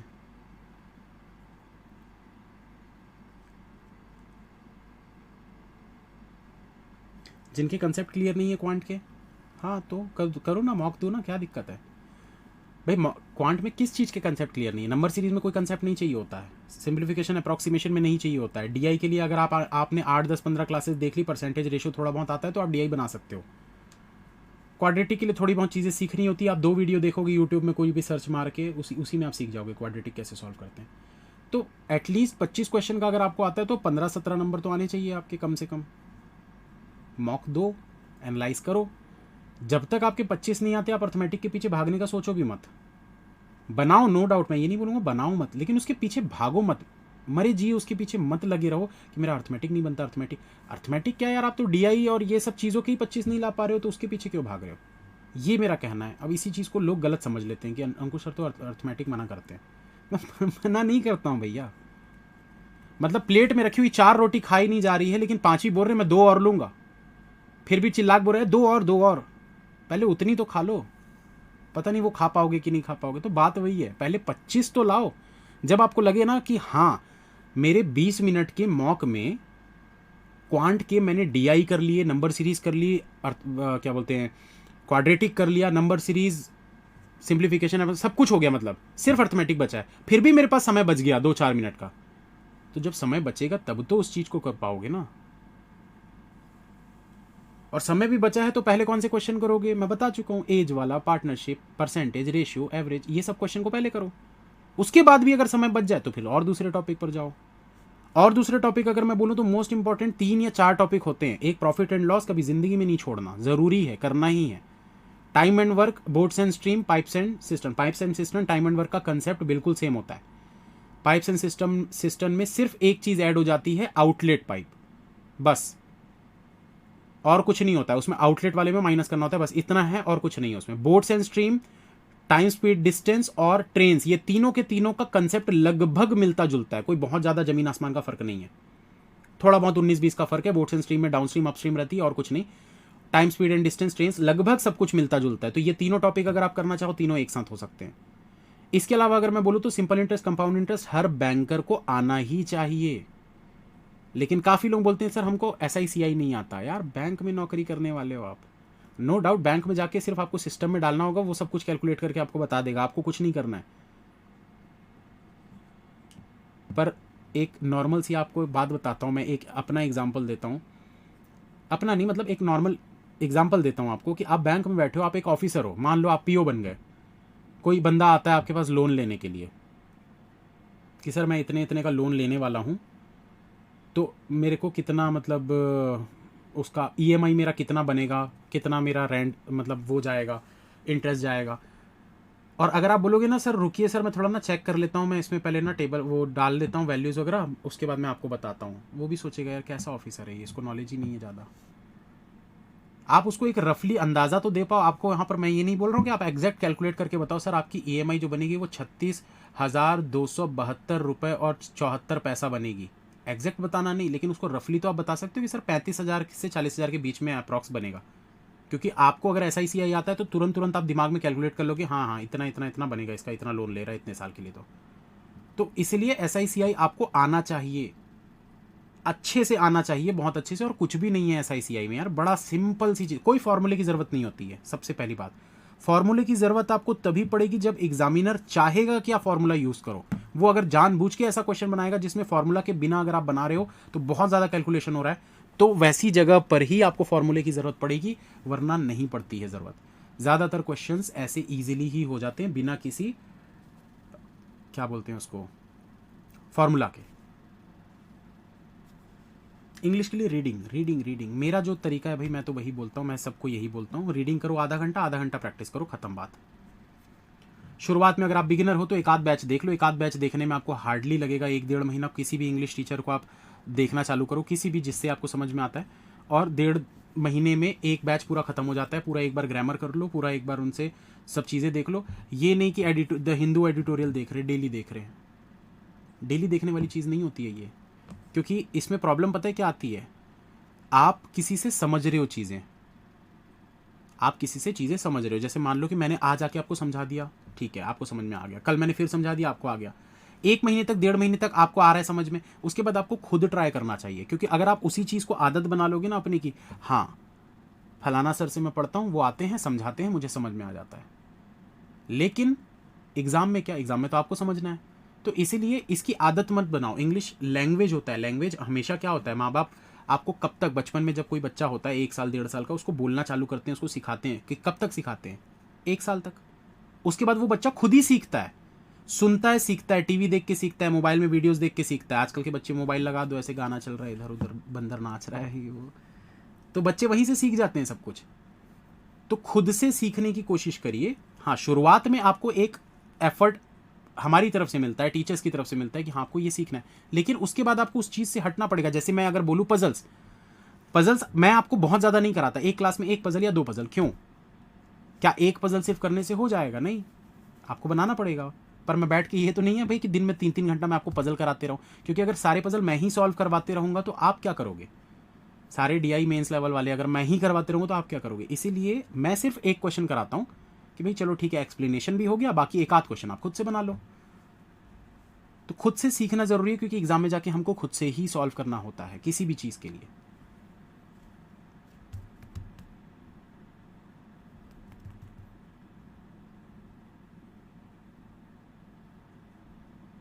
आज के टारगेट 6 सेट देना है रीजनिंग का।